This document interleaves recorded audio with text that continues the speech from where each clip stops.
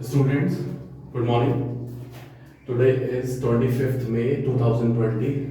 I'm Jiten Singh and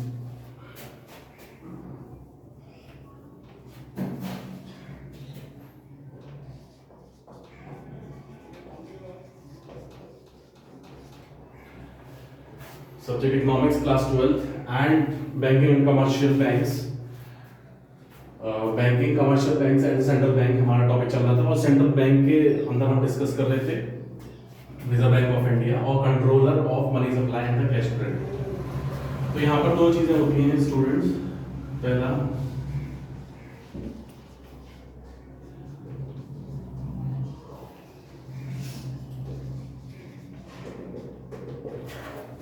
जब banks reserve Bank of India से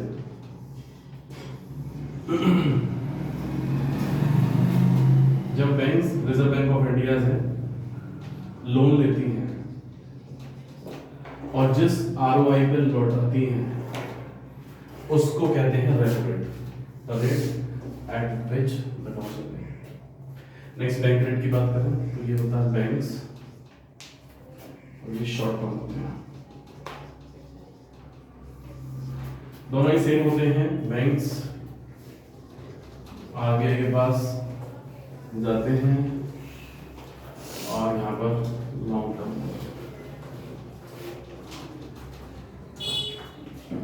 bank से loan लेते हैं और यहाँ पर आरबीआई पे करते हैं। So students, this is your bank rate and repo rate, so that is the control of the money supply. So next अगर हम बात करें इसके जो है तो नेक्स्ट टॉपिक है आपका open market operation.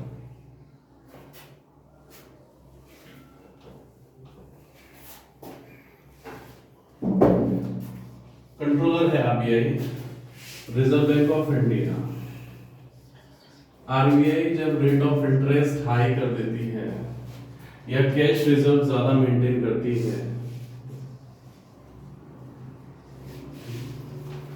Maintains maximum, तो जो परचेजिंग पावर है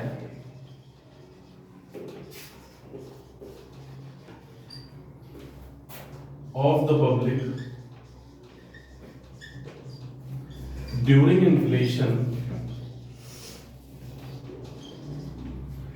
वो लेस हो जाती है। तो कंट्रोल इन्फ्लेशन, जब भी महंगाई को कंट्रोल करना होता है रिजर्व बैंक ऑफ इंडिया तो आरओआई या कैश रिजर्व की बात करें जैसे सीआरआर एंड एसएलआर के रेट्स को इंक्रीज कर देती है, जिससे क्या होता है कि reserve Bank of India commercial banks के जो क्रेडिट क्रिएशन है उसको भी शॉर्ट कर देती है और क्रेडिट क्रिएशन को शॉर्ट करने के बाद यहाँ जो आम पब्लिक है उसके भी रेट ऑफ इंटरेस्ट हाई हो जाते हैं लोन के, और लोन के रेट ऑफ इंटरेस्ट हाई होने की वजह से जो परचेजिंग पावर है पब्लिक की वो भी कम हो जाती है, जिससे क्या होता है इन्फ्लेशन कंट्रोल होता है, महंगाई कंट्रोल होती है। क्योंकि महंगाई क्या है, जब पब्लिक ज्यादा डिमांड करे तो वहां पर जो सेलर्स हैं हमने लास्ट ईयर पढ़ा था, जब डिमांड होती है तो चीजें क्या होती हैं, प्राइसेस हाई हो जाते हैं, प्राइसेस हाई हो जाते हैं सेलर्स के द्वारा जब डिमांड करते हैं कस्टमर्स। तो ये बात हम लोगों ने डिस्कस की थी। क्या हुआ कि पब्लिक के पास पैसा ही नहीं पहुंचा, तो जब उनके पास परचेजिंग पावर नहीं होगी तो मार्केट के अंदर डिमांड कम होगी और डिमांड कम होगी तो परचेजिंग पावर यानी कि प्राइसेस भी यहाँ पर लेस, तो इन्फ्लेशन कंट्रोल होगा। और डिफ्लेशन के दौरान जब आपका डिफ्लेशन यानी कि सस्ता की महंगाई होती है and during the deflation it is a vice versa.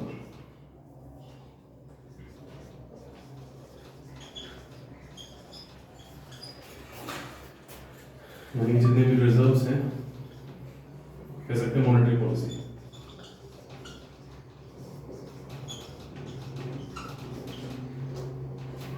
Monetary policies को यहाँ पर इंक्रीज कर देते हैं, डिक्रीज, जैसे परचेजिंग पावर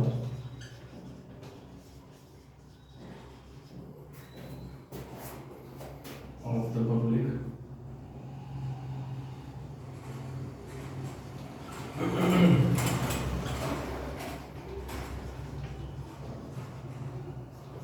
इंक्रीज हो जाती है। control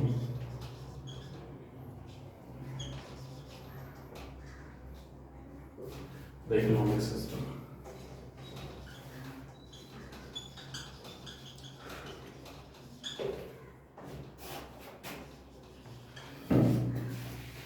So class, control of the money supply में reverse repo rate and reverse repo rate, CR and SLR, और open market operation and legal reserve requirements यहाँ पर यूज करते हैं कंट्रोल करने के लिए मार्केट की मनी सप्लाई में। नेक्स्ट बात करें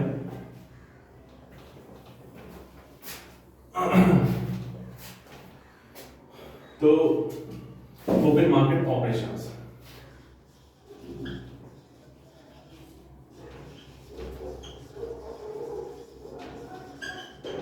देखिए ओपन मार्केट ऑपरेशन भी यहाँ पर एक टॉपिक है, यानी कि जैसे ही इन्फ्लेशन डिफ्लेशन मार्केट के अंदर दिखता है तो Reserve Bank of India open market operation में यानी कि sale and purchase of the securities कर देती है।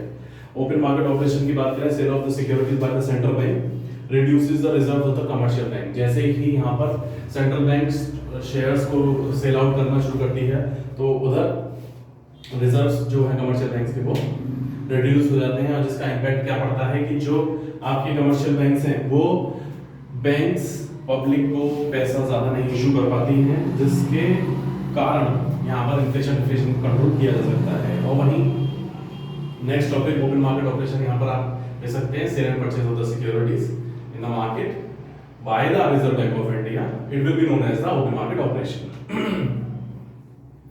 Next legal reserve requirement,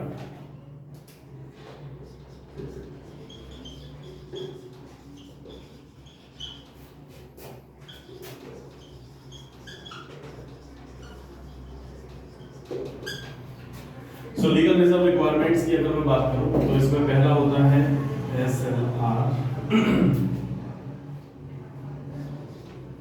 statutory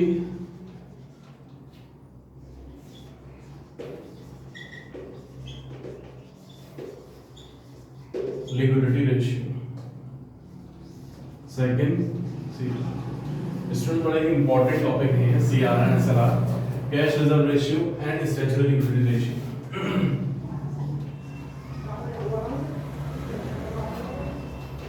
देखिए हमारे कॉमर्स में लिक्विडिटी का मतलब है इजीली कन्वर्टेबल इनटू कैश, यानी वी कैन से दैट कि आपके सिक्योरिटीज हो सकते हैं, शेयर्स हो सकते हैं और गोल्ड एंड ज्वेलरी हो सकती है। तो रिजर्व बैंक ऑफ इंडिया क्या कहती है? रिजर्व बैंक ऑफ इंडिया कहती है कि मॉनेटरी पॉलिसी के अकॉर्डिंग आपको कुछ चेंज करना है, बैंक से इंस्ट्रक्शन देती है।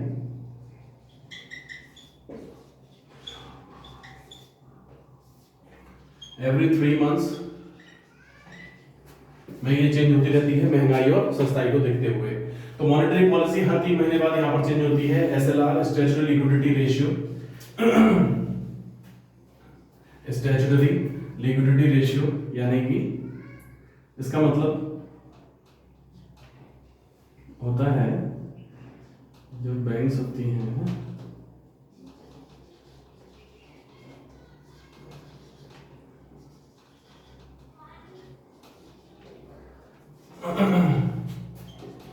RBI कहता है कि आपको स्टैट्यूटरी लिक्विडिटी रेशियो यानी कि in the form of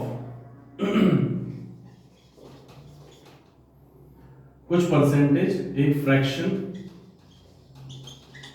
of liquid asset, fraction of liquid assets अपने पास मेंटेन करके रखना है। रिजर्व बैंक ऑफ इंडिया का कहना है कमर्शियल बैंक्स अपने पास यानी self fraction of liquid asset, यानी कि लिक्विड एसेट कह सकते हैं ज्वेलरी के फॉर्म में एंड स्टॉक एंड ऑल, तो इतना आपको रिजर्व जो है अपने पास मेंटेन करके रखना है कमर्शियल बैंक्स को, ऐसा रिजर्व बैंक ऑफ इंडिया कहती है। नेक्स्ट कैश रिजर्व रेशियो की बात करें, CRR यानी कि जो कैश है प्योर कैश फॉर्म में रिजर्व बैंक ऑफ इंडिया को